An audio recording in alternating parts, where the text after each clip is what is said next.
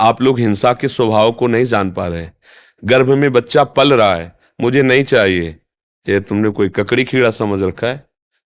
उस गर्भ को पात करा दिया, नष्ट कर दिया। वो तुम्हारा बच्चा था, तुम्हारी गोद में आकर के वही मुस्कुराता, तुम्हारे जीवन में कितना बड़ा उसका अस्तित्व होता, चाहे बच्ची हो चाहे बच्चा हो। भगवान ने तुम्हारे ही कर्म के परिणाम स्वरूप उसे दिया था, उसे नष्ट ये हिंसा, मुझे अभी नहीं चाहिए, हटाओ उसको। तुम्हारे चाह से फिर तुमने वो क्रिया ही क्यों की जब तुम्हें चाह नहीं थी? क्रिया ही क्यों की?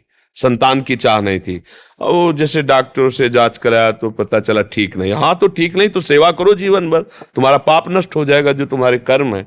अब बड़ी भूलें हो रही है, माताएं बहनें इस बात पर ध्यान नहीं दे रही। भ्रूण हत्या, गर्भ हत्या, कैसा तुम्हारा प्यार है?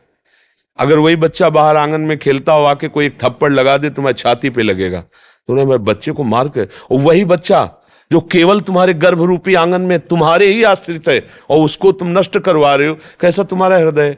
ये हम किसी एक व्यक्ति विशेष के लिए नहीं कह रहे, एक हिंसात्मक भाव का परिचय दे रहे कि हम सबके अंदर वो हिंसात्मक भाव छुपा हुआ है, हमको इसको मिटाना चाहिए।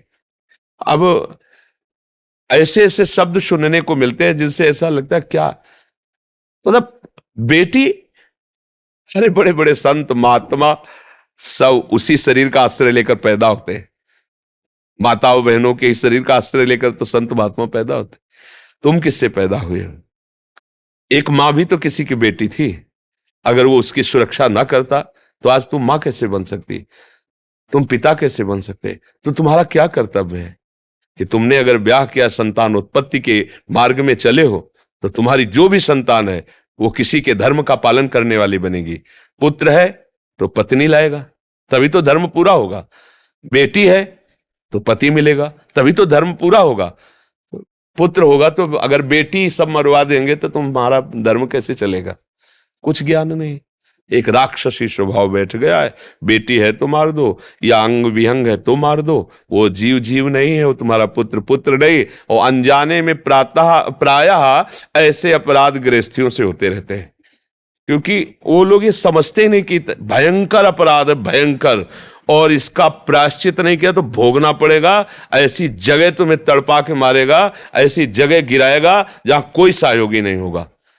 ये भ्रूण हत्या, गर्भ हत्या बहुत बड़ा पाप। सबसे प्रार्थना है भजन भले कम करो, लेकिन इतना तो ज्ञान रखो कि महापाप मत करो। जो महापाप है वो मत करो। अभी कल के सत्संग में था कि इंद्र ने यज्ञ में वज्र पहाड़ च्यवन ऋषि के ऊपर और अश्वनी कुमारों को, तो उन्होंने मंत्र से कृत्या प्रकट की, जो महाअसुर रूप, जैसे मदासुर।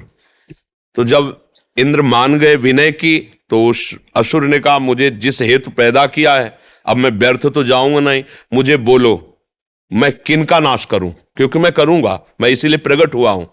तब उन्होंने कहा था जो पराई स्त्री या पराई स्त्री पराई पुरुष का, उसे व्यभिचार कहते हैं। व्यभिचार और हिंसा, जैसे गर्भ हिंसा या किसी भी भाव से किसी की हिंसा, और मद्यपान, शराब पीना और मांस, अगर ये जो कर रहे तुम उनके सुकृतों का नाश कर दो, पुण्यों का नाश कर दो। तो कलयुग का भी ऐसी जगह निवास है, आसुरी प्रवृत्तियां भी ऐसी जगह आक्रमण करती हैं। अब आप लोग सत्संग सुन करके जो पूर्व में हुआ भगवान से क्षमा मांगो, आगे कोई गलती ऐसी न करो।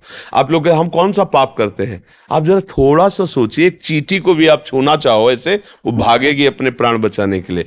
आप मांस खाते हैं, कितने जीवों की हत्या होती है। आप कैसे कैसे अपराध, शराब पीते हैं, ये कोई पेय पदार्थ है जिसको शास्त्र निषेध कर रहा है? वो राक्षसों के लिए, तुम राक्षस तो नहीं, तो उत्तम गति प्राप्त करने के लिए मनुष्यों ने प्राप्त किया है। अब ये भाषण किसको अच्छे लगेंगे? तो बाबा जी इसलिए बोल रहा है, तो फिर आप अपना जीवन देखो कहाँ गिरता चला जा रहा है, कहाँ गिरता चला जा रहा है। अरे जीवन मिला, खुद आनंदित हो, सबको आनंद प्रदान करो, और अंतिम जब तुम्हारा हो तो ऐसा हो कि फिर जिस माता के गर्भ में इस बार जन्म लिया है, अब उससे नीचे तो ना जाओ। कम से कम मनुष्य योनि की माता के गर्भ से जन्म, तो सुअर कुत्ता की योनि में तो न जाना पड़े, नीचे तो न गिरना पड़े। अब ना मोक्ष हो ना भगवत प्राप्ति हो, तो कम से कम फिर मनुष्य योनि हो और हम भजन साधन करके भगवान को प्राप्त करें।